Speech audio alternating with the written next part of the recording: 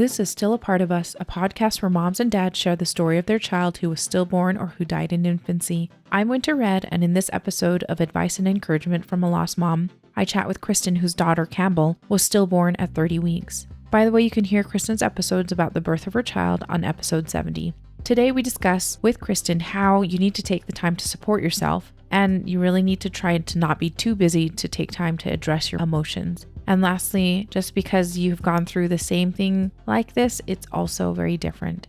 As a word of caution to our listeners, this discussion contains emotional triggers of stillbirth and infant loss. Please keep yourself emotionally and mentally healthy and seek help if needed. Hope this helps someone out there.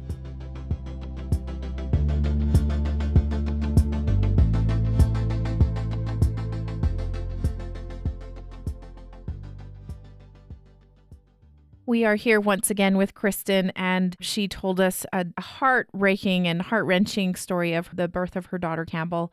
But we are so grateful that she has shared that story of her and tried and basically given her a legacy, her way to brag about her daughter, and which I'm so grateful. So, Kristyn, thank you so much for coming back on and giving us a little bit of your experience and your advice of your journey through grief. So, thank you and welcome again. Yes, thank you. Thank you for having me. Yes, we're excited to have you. So, as just a reminder for everybody, you had Kampbell how long ago? At this point in time, it's been 4 months. So very recent. So very, very recent. Yes. Just jumping into it then, how you mentioned actually in the birth episode, and if you haven't listened to her birth episode of Kampbell, please refer to that, because she talks a little bit about going back to work, and you had taken some time off, 8 weeks. I think you said, and I want to know how has it looked in those 4 weeks? The 4 months, and then like the time off, and then also going back to work. Can you kind of describe that? Yeah. So, of course, going back to work was the hardest thing, just because you have planned to go back to work with a child in mind. So, setting up, making sure who's going to watch her and, those types of things. I mean, getting back to work is kind of a double-edged sword. It's like you're ready to get back into your routine because you don't want to be, in the house, depressed, crying, and it's just you and your emotions all day, every day.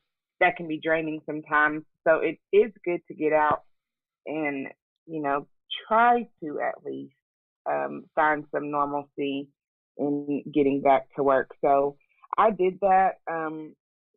It was hard because people who are at work that don't know, and I went back to work with people that knew and people that didn't know. People who knew and that people, did I say that right? And people who didn't know. Yeah. It didn't. Okay, there we go. I was going to say, I'm getting tongue-tied. Okay, so yeah. I went back to work. There were some people who knew and there were some people who did not know. So just the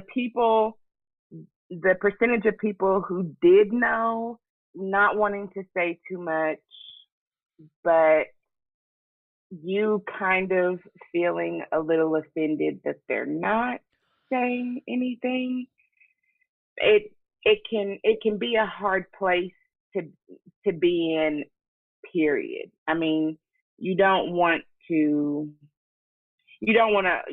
hold it against them that they're not asking questions, because they're genuinely probably just trying to respect your privacy and not saying too much. So dealing with that, and then people who did know that would ask regardless. Like the people who know, don't ask about it if you know. To the people who don't know, it's okay to ask. So just feeling wishy-washy in that stance, and it's a weird place to feel, like getting back to work and finding out, where you fit in, even back at work. Not that people would treat you any differently. It's not that. It's just some of the conversations that you have with those people at work, it can be awkward, Mm-hmm. those first few conversations getting back to work. For sure. And did you want people to ask you about Campbell? I didn't want people to ask questions, but there were people who I felt like I was close enough with that they should. Gotcha. Okay. So, and that's why I said it kind of, it's a hard place to be in, because that they don't mean anything by it. I don't mean anything by it. It's just how you feel in that moment. It just comes with the grief. Yeah. So, so getting back to work, although it was kind of it helped me. It gave me some routine. It gave me something to try to start getting back into, giving me something to do every day. And even during that time, I mean, I have a pretty active job. I don't sit, and no disrespect to anybody who sits down at a desk, but I don't do that. My job is very physically demanding. So I'm up and I'm moving around all the time. I get distracted. So that was healthy for me in that sense, that work was more so of a distraction for me. A little bit of break from the grief, right? I mean, yes. Because you can only be sad so much, I feel like. Cause exactly. It's like you mentioned it last time, and I was just like, yes, grief is exhausting. Crying is exhausting. And it is. It's so draining. And like I said, that was one of the things where I just felt like I want to take my time, but I'm going to go mad if my routine is to wake up, cry, try to brush my teeth, attempt to do something to my hair, attempt to take a shower, cry again, get back in the bed, cry again, and cry some more. Like, it's just, that's a tiring process. It is. Yeah. So, when you can find something to do that can get your mind off of that, like work, and getting back into things that don't require you to think about the heavy as much, the heaviness of your situation so much is really helpful. It was to me. Yeah. I mean, some people might have a harder time getting back to work, but it turned out to be better for me than it would have if I, the other way around. Yeah. Yes, I felt like it was a welcome distraction as well, because it helps me transition a little bit better than instead of, like you said, being crying all the time. Trying to figure out what to do next and then crying. Yeah, for sure. So you went back to work, and you've been back at work now for what, 8 weeks or so? 6 weeks? Yeah. It's been about that long. I think let's see, I went back to work. I believe since I had her on May 8th, I believe I went back to work July 8th. Okay. So I think I took a solid 2 months, give or take, off. And I needed that. So I've been back to work. Couple months, few months. Yeah. And how's the grieving been with that? Like, have you found yourself needing to cry at work? Are you, or is it enough a distraction that you come home and then you take some time and process? Well, because things are so new still, there are times that I go to work and I don't make it all the whole day. There are some times where I just need to go in my car and I just need to have my moment to myself and try to pull myself, out of that and get back to work the best I can. Sometimes it works and sometimes it doesn't. Yeah. There have been times where I've worked half my shift and I've gone in my car and I have had a full-on meltdown and I had to call my supervisor in the building and tell him to clock me out because I'm going home. Yeah. So, and it's helpful to also have people at work that understand that, it is going to take time for her. So, or for you, it's going to take time. And I know that's not everybody's circumstance, but luckily I was in a position where if I needed to even take the extra time after my time off, I can do that. And I still do that. There are still days where it's just too much for me to go to work, Yeah. and I will stay home, and I just need that day to reflect or to be close to family or to do something else where I can kind of center myself, I guess is the word I'm looking for.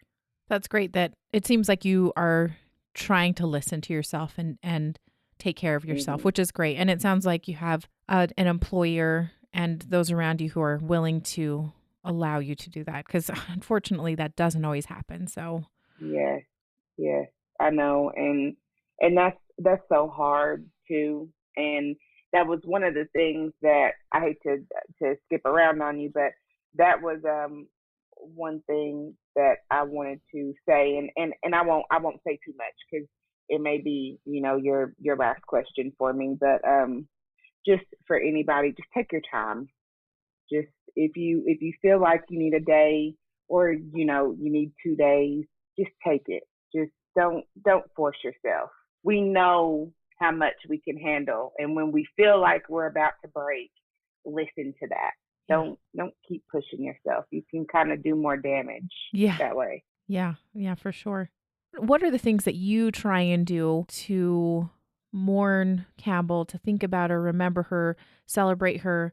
Like I said, it's just been so new, but what are the things that you have Mhm. done? It sounds like when you need to take the time, you take the time to go cry in your car if you need to do that. What other Yes. things help you throughout this?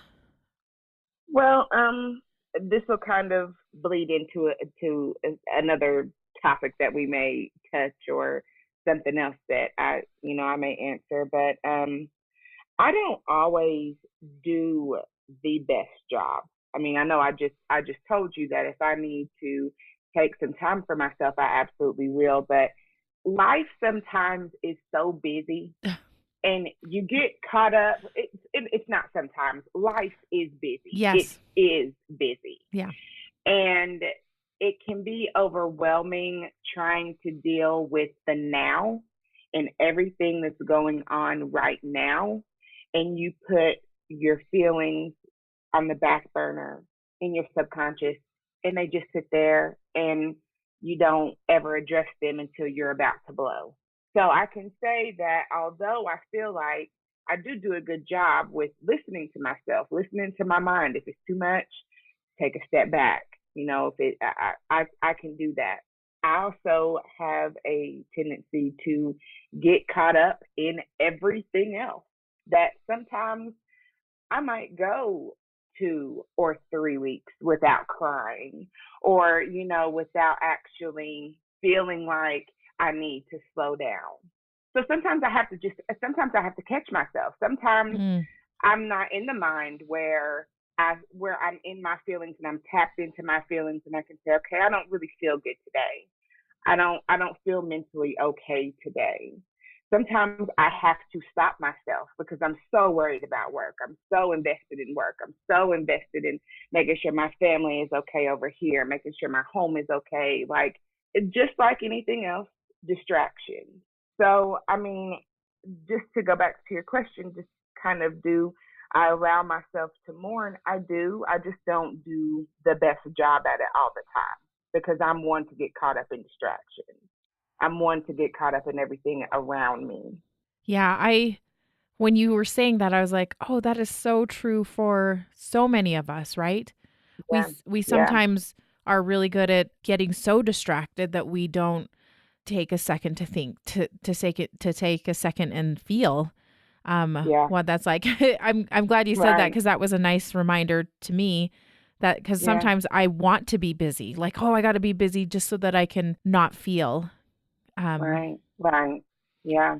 And that's profound because we do that to ourselves a lot of the time is even if there's not a lot going on, you might make it a lot going on just so yeah, you don't have to, yeah, address those feelings. And I just it's natural. It's not that I'm trying to avoid even though it kind of is that you're trying to avoid. You don't mean for it to be negative, but it can sometimes have a negative effect when you don't address those issues, when you Yes. don't take the time to just stop all the put your phone down. Just you don't have to go anywhere right now. You don't have to get out of the house right now. Let's just stop. You know, Hmm. sometimes that's what it takes. And there are plenty of times that I call off work and I will sit in this house, TV off.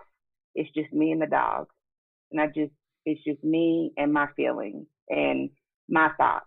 Sometimes our thoughts are so loud that it helps not having that phone going or the TV going. And it's just, you can just really focus on how you feel, how your mind feels. I think a lot of the time to get through grief, you've got to listen to yourself. You know you. Mm-hmm. So, you may be feeling a way that another person looks at you and doesn't think that you feel anyway. I could be having the hardest day thinking about my baby and go to work, and people can't tell that I'm having a bad day. So, you know what I mean? You account for you. Yeah. So just when you feel like you need a moment, take your moment. And I celebrate my baby even in those moments when it's just me and I'm just thinking about her. I still talk to my baby. I don't, I have hope that she can hear me, but it's just I've Campbell, I wonder what you sound like. Well, I Hmm. wonder if just little Yeah. stuff like that. I take time. Time is something that's not nice. And, sometimes you have to take it and not worry about getting behind or not worry about, just you have to take time for you too, I Yeah. guess is what I'm saying. Yeah. So That is great advice. That's great advice. yeah. I know that when you were telling me your birth story, it was very raw and very it was very emotional, and you seem as if you as you were talking that you've done a lot to help yourself heal and Hmm. process all that's Yeah. gone on. What have you done in order to help others? Like, what have you done personally that has is helping you right now? I know, like I said, we're only four months out, but what are you doing right now? Right. I think just putting myself in a good space most of the time. I try to do that. Like just for instance, okay, so like some things that help me get through it, it helps me that I mentioned in my birth story, our teddy bear that's got her urn in the back of it. Yeah. Sometimes I cuddle up with that. Um, Her first blanket we sleep with. They gave us a rice bag from the hospital, and it has rice that's weighed out to her weight. So Oh, we've got a rice bag and it's cloth and everything. Like, we sleep with it, yeah. but it's literally the weight Her of hers, her 32. weight. Yeah. So yeah, so we've got that. His mom got us bracelets that have an urn on them, so it looks like a little. Well, they can't see it. I'd show you because we're right Yeah. here, but the listeners can't see it, but it is a bracelet and it's got just a little circle on it. It's okay, baby. It's fine. Don't do it. It's got a little circle on it where you can put her ashes in it. Oh, So those are you can literally have those are her. the things Yeah. that just because we're right here. Oh, yeah. That's what it looks like. So it looks like So it's a bracelet. yeah, it looks like Yeah. almost like a tennis bracelet, but right in the middle there's kind of a little it's almost a tiny cylinder with her name Yeah. on it and her footprints is what I Yeah. It see. is. That is Yeah. so cute. That is Yeah. Yeah. really a sweet gift. Yeah. So just little stuff like that makes me happy. It puts me in a happy headspace where I'm not thinking about the negative that she's not here. Of course that will always be a negative, but there's happy in there too. And I think it's good to put yourself in happy in situations where you can think about your loved one in a happy moment, even if it's not your baby. Just you know, any loved one that has passed, you think of the good times about that person. You don't think about the troubling last few moments or the last hard month before that person moved on. You find the happy. I think it's important to find your happy in your situation. I like that. Yes, because somebody once told me that unfortunately with stillbirth, all of the moments that you have with your child are really sad. Like in your Yeah, memory, they're so sad. yeah, But I like the embracing the happy of it all because I think of your pregnancy. It sounds like you knew her and her movements. yeah, Um, I'm yeah, also thinking of like you talking to her and asking her what she yeah, would sound like. I mean, just yeah, keeping yeah. keeping that I, in mind. I do that, and to kind of, well, it's not really going back to your question, but I, in this process, and since it is so new, I really, when it comes time to actually talk to people about her, I don't, and I still don't, and I want to say this right. I don't want to be abrasive whenever I say this or sound aggressive whenever I say this, but if you haven't been through it, I don't really take much interest in talking to you. Mm, And I don't, and like I said, I don't mean to sound nasty about it. I don't mean to be rude about it. It is just something that if you have not gone through it, you cannot relate. It's just, it's not just, oh, well, I lost my dog when I was 7 too. You know what I mean? Like just some of those, and I don't mean to be funny about it. I'm just saying that it's not just one of those general things that everybody has been through. yeah, it's not. It It's just feels, not one yeah, of those things. yeah. Uh, that's interesting that you say that. Yeah, because there has been times people have said things that I'm like, oh, I don't know if that's the best comparison because it just makes me feel like that loss is Right. hard. Loss is hard, and it's not great to compare it, I want to say. Right. Right. It's right. And I know that not talking about it doesn't it doesn't sound very healthy either.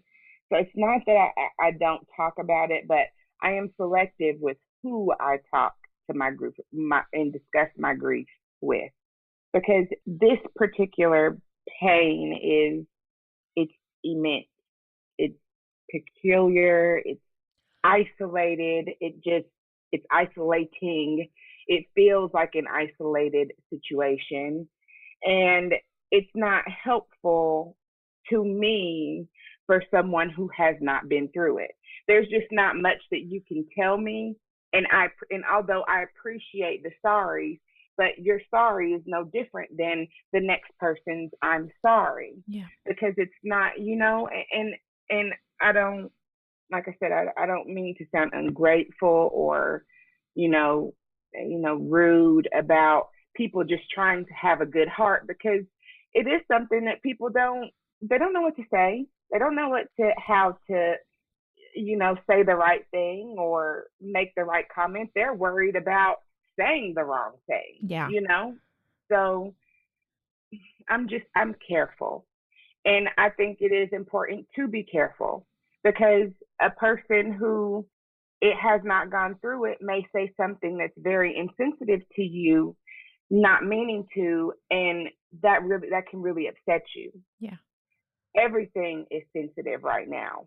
Don't say the wrong thing to me Yeah. right now. You know what I mean? It's It's, just that's how sensitive I am about things. mhm.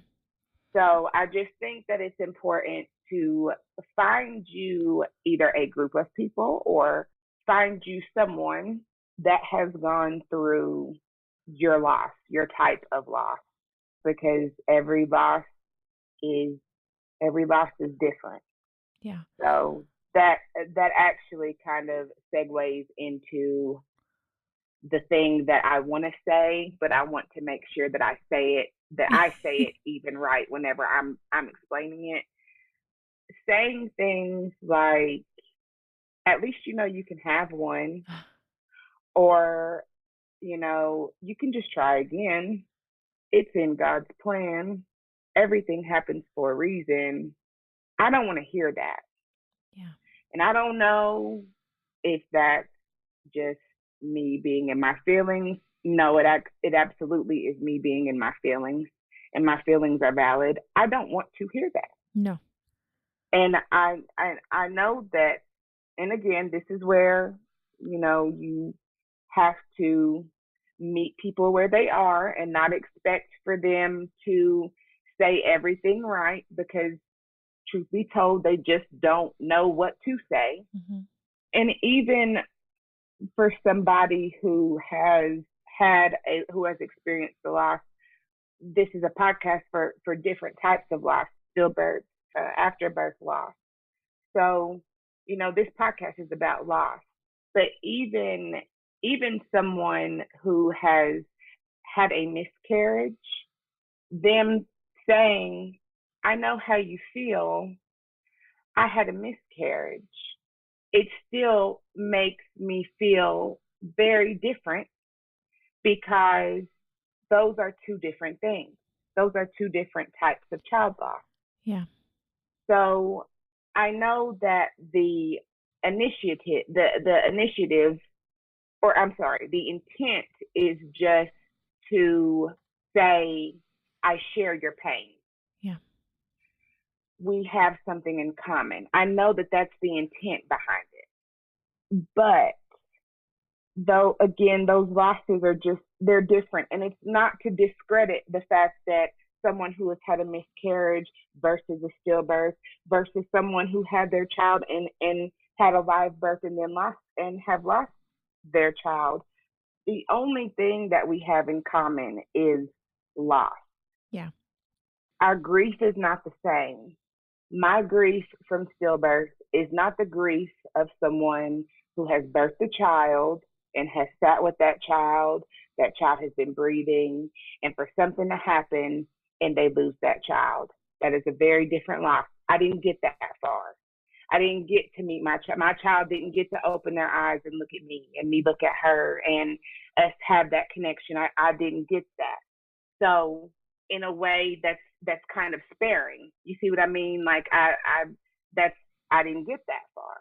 But somebody who did get that far, for me to say, oh well, I know how you feel. I had a stillbirth, to somebody who had their child and then lost their child, that could make them feel a way. You know what I mean? Mm-hmm. I'm trying to explain it the best way I know how to without, because I don't want to step on toes. That's not what I'm trying to do. Yeah. I'm just trying to say, even if you have experienced a loss, be careful in saying, oh, well, I had a loss. I had a loss too. That can sometimes even be triggering to somebody who's very sensitive about something right now. That could, you telling me that, okay, well, that's not the same thing. Yeah. That's different. Not discrediting. It's just we didn't have the same experience. Yes. So that's all that I'm trying to get across with saying that, just to, even as a person who has had a loss, to still just watch what you say. Mm-hmm. I've lost my child, and I come across people who have had miscarriages, who have had stillbirths, who have lost children, and I still watch.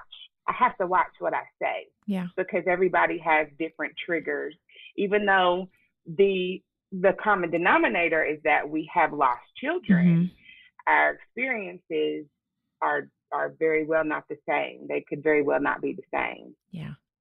Yes. So yes. I just wanted to put that out there, because as much as people who have not gone through it can say the wrong thing, people who go through it can say the wrong thing. Yes. Yes. So I just wanted, that was just something that has been on my heart throughout my experience, throughout talking to people, even people who have had loss. It is still, it's different for everybody. I've still had people say things that seemed very insensitive, and they have experienced a loss. Yeah. So we're sensitive right now. Like we, as Mm-hmm. women, especially Mm-hmm. going through it, and especially as fresh as it is, that's why I said you can look at me wrong and I'm going to be offended because I'm just that sensitive right now. I really am. I'm just, it hasn't been a long time, and who's not to say that I still won't be sensitive another 4 months from now. Yeah. I don't know that. I just know that I have to take my time, Yes. and I want for people, new moms that are going through it, or moms that are, in there now, to take time for them. Um, all of your feelings are valid. Cry until you can't anymore. Take off work until you can't anymore. Like, grief takes a lot of patience, even with yourself. So it's important to surround yourself with people who know that you are extra sensitive right now and that will take that into consideration in dealing with you. They know to deal with you delicately because you're going through something, and you know, people that will charge your mind and not your heart. That's a saying that Mm. I've got back home. I charge my mind, not my heart. Sometimes we're not always in the right mindset, but our heart is pure, and our heart doesn't mean that, but our mind sometimes, it grows feet and it walks with that sometimes.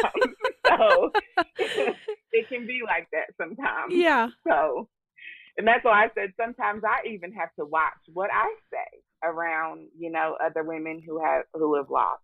Mm. So it's all a delicate world, and I think we're just all trying to get through it. But I'm most importantly want people to know too that your feelings are valid. It's okay for you to be okay one day, and the next day you're not okay. It's totally fine. There's nothing not normal about that. It's okay. It's okay for me to be having this conversation with you, and as soon as we get off of here, I go buy my eyes out for another hour and a half. Yeah. It's It's fine. fine. Take your time. Yes. Yes. I So super appreciate what you had to say about being aware and sensitive to what you say. Because yeah, that's one of our goals is to just be really like, hey, this is maybe something you should just kind of be aware of if you're helping right. somebody who's going through loss. And I appreciate you saying something about even if you have lost, Hmm. also being sensitive. I have not had Yeah, anybody say anything about that before. And you're right, because there have been times when things do come off rather you're like, oh, no, that's not the yeah, same. Especially when you are so raw and emotional and it feels like they're almost being hurtful by saying something or yeah, trying to compare or trying to so thank you for saying that. That's something to yeah, consider actually, because it yeah, is it all just stinks all across and yeah, um yeah.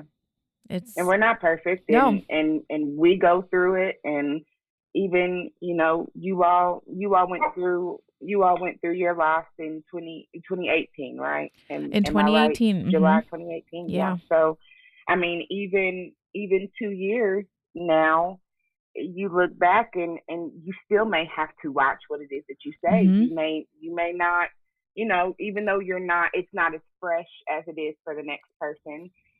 We all have triggers with this For thing, sure. and we just you always want to. You don't.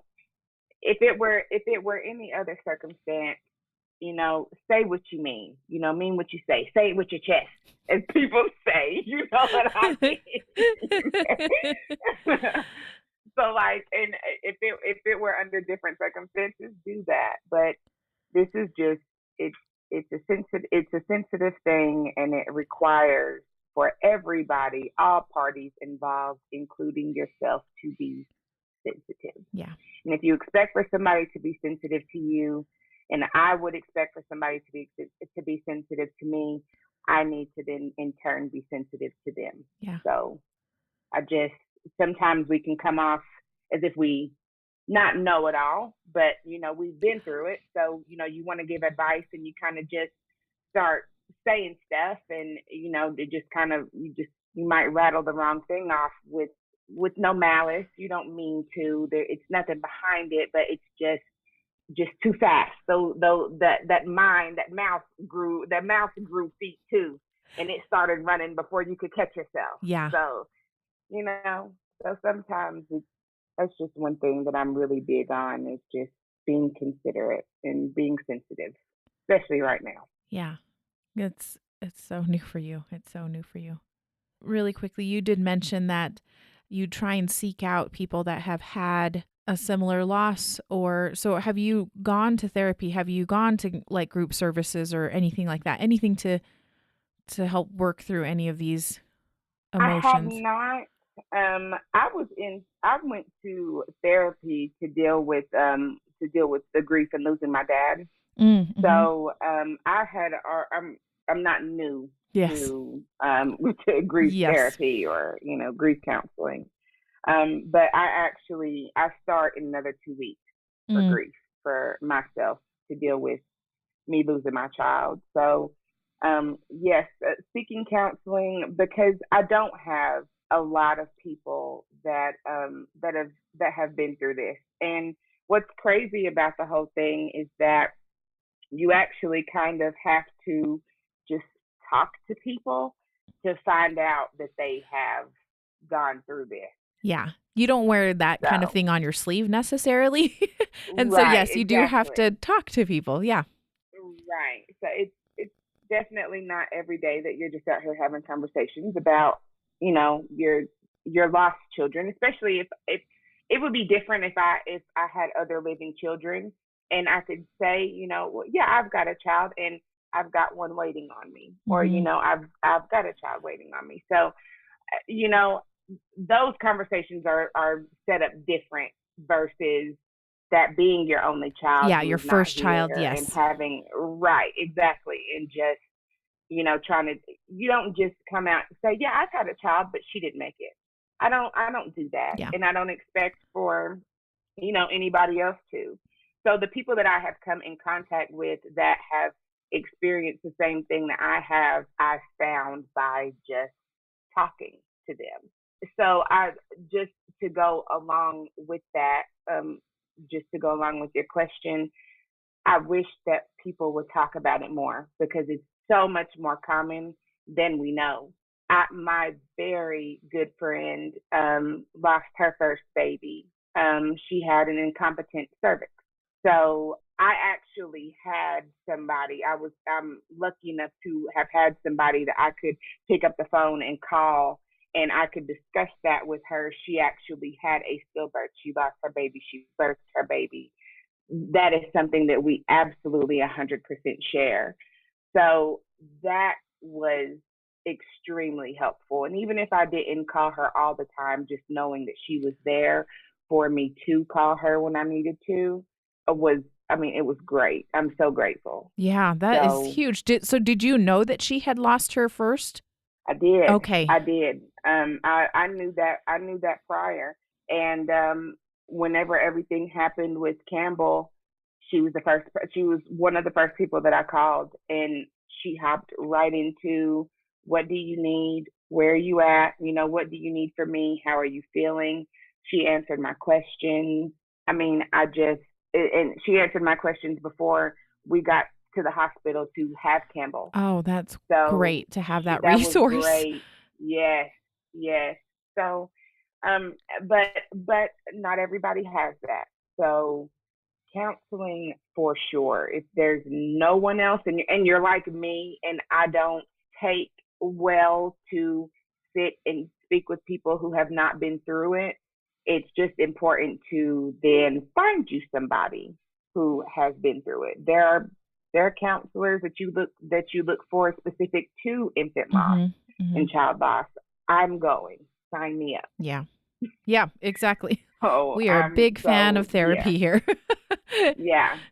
I've gotten to the point where in my grief, and like I said, it's only been 4 months, but I've gotten to the point in my grief where I've exhausted my immediate resources around me. I need help. Yeah. So, Yeah. just to seek somebody outside of my immediate, because my immediate is not. is not cutting it. And I don't mean that in a way of like, those people are not enough. It's just, I have talked and cried myself to these same people, and it's just, I need to switch up. I need something new. I need a new outlook. I'm like I said, I'm just to the point where I'm so in tune with how I feel. I know that my immediate circle, just talking to my immediate circle, is not cutting it. I've got to have somebody new. That's so smart of you, and aware of yourself that you are realizing that. You're like, I know I need to change things so that for me to progress, like to kind of move forward with where I'm at. That's very insightful. It's very insightful. So, sure. Kristyn, this has been a great conversation. I actually wanted to ask you one last question about sharing any piece of advice that you would like to share with other lost moms and dads, or anything that you maybe share to somebody that is helping a lost mom or dad. Well, it's just what I said earlier, and I know I kind of rambled. That was kind of a separate answer to a separate question, but to absolutely just take your time, acknowledge your feelings. Don't ever think that you're crazy, or that, I just feeling overwhelmed, feeling like it's all going to blow up or it's all coming to a head. All of those are absolutely normal feelings. Don't feel bad about having those feelings. I think the biggest thing is just knowing that everything you feel is valid. I don't want to feel invalidated in my grief. I don't want to feel bad for feeling bad. Yeah. So if I'm having a moment, damn it, it's my moment. I'm going to cry. If I have to kick, punch, and scream, not anybody. I'm just saying, if you have to do those things to get that frustration out, just get it out. And like I said, just cry till you can't anymore. Take off work until you can't anymore. Be patient with yourself, and to surround yourself again with people who are going to meet you where you at and know that you're going through something. So I don't expect too much out of you, if that makes sense. Yeah. Well, I expect for you, I'm going through something now, so I need you to be here. No. And that's not to discredit what that person is going through. It is just sometimes you have to make an executive decision on if you have the mental capacity to take on helping that friend. And if you don't have it, or if you can't mentally be there in that moment, don't feel bad. That's why I said I don't want to feel bad about feeling bad. I feel bad, and I'm going to act as, and it's going to reflect that I feel bad, and I'm okay. It's okay for me to feel bad. It's okay to not be okay. It's just when you're not okay for so long, to the point where you're not getting any relief, get help. Great. Kristyn, thank you so much. No, thank you. This was so good. This is therapy.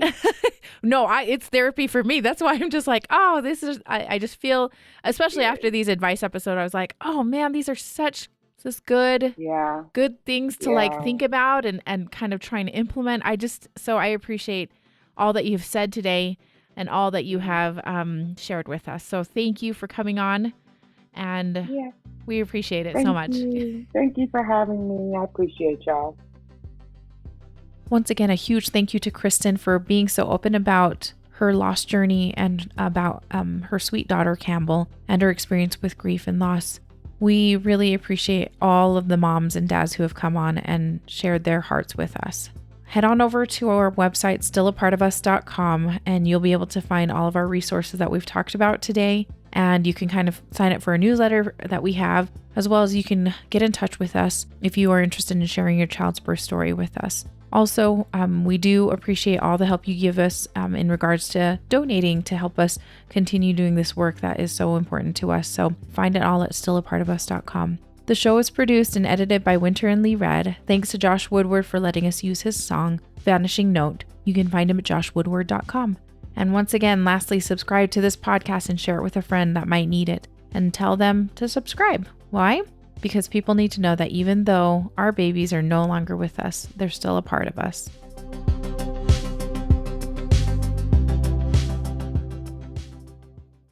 Knowledge cannot replace friendship. I'd rather be an idiot than lose you. Patrick Starr.